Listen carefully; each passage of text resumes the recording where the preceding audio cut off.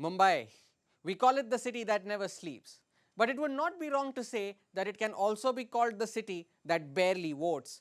The famed spirit of Mumbai takes a back seat when it comes to showcasing that at the polling station.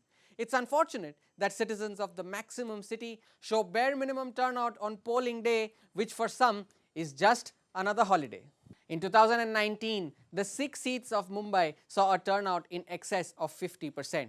Nothing much to write home about such a turnout, but the fact that the turnout in the earlier elections was even more poor, that became a talking point. But a lot of water has flown under the bridge between 2019 and 2024. We've seen 2 horrific years of the pandemic, the collapse of the MVA government in the state, the split in the Shiv Sena and the NCP. There is way too much at stake for everybody involved. Let's take a look at all of these 6 seats individually, and starting up with Mumbai South, and it was the first time in 25 years when the overall voter turnout crossed 50% in 2014. The figure stayed constant in 2019 as well. In between, it fluctuated between 40 to 50%, even dropping below 40% in 1991. If Mumbai South has seen poor turnouts, Mumbai South Central has been equally poor, if not more. Similar to Mumbai South, the turnout in 2014 crossed 50% for the first time after 1989, and the 55% turnout seen in 2019 was the highest seen by the seat in 30 years. Known to be a traditional Shiv Sena bastion, it will be interesting to see which faction does the electorate vote for this time around post the split. From the south of the city, we move northwards, and Mumbai North Central saw a 50% voter turnout in 2019 for the first time after 1998.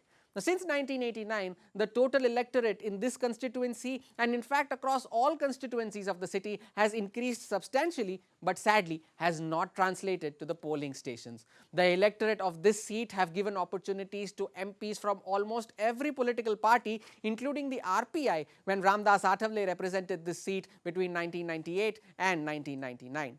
Now, Mumbai Northeast is, as they call it, the OG swing seat before 2014. It is also the only seat in Mumbai which had seen a 60% voter turnout in an election in 1989, a record it managed to hold on to until 2019. Now, besides that 60% turnout in 1989, the turnout in general in this seat has been slightly better compared to the other seats in the city, as the turnout had crossed 50% in 1998 as well, before being repeated in 2014.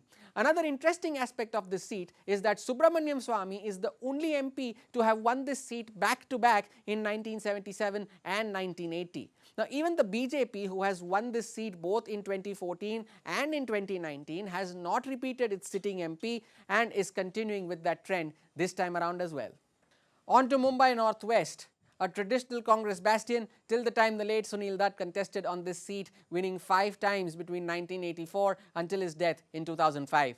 Here too, the 54% turnout in 2019 turned out to be the highest in 3 decades. This seat will also see a Sena versus Sena contest, with both the Uddhav Thackeray faction and the Eknath Shinde faction fielding their candidates to woo the electorate.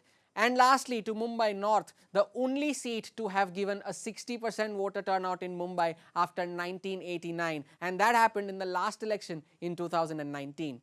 Now, this seat is a seat that has traditionally voted for the BJP for 5 terms for Ram Nayak before picking Govinda and Sanjay Nirupam from the Congress party in 2004 and 2009 respectively. However, Gopal Shetty of the BJP wrested back this seat with record margins in both 2014 and 2019.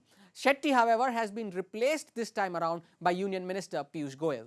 Aside of the seats, there is one key deciding factor in this election, and that is the female voter.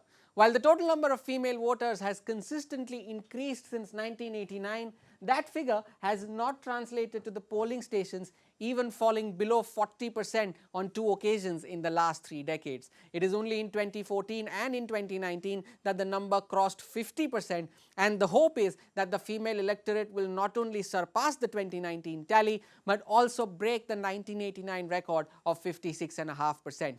Interestingly, the 2019 turnout saw an increase compared to 2014, even as the absolute number of female voters saw a decline.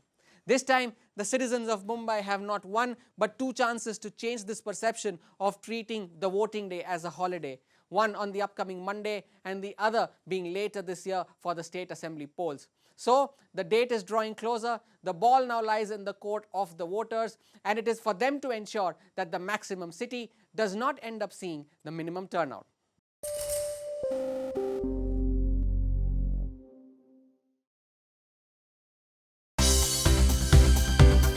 For more news and updates, all you need to do is follow CNBC TV 18 on all of our digital platforms.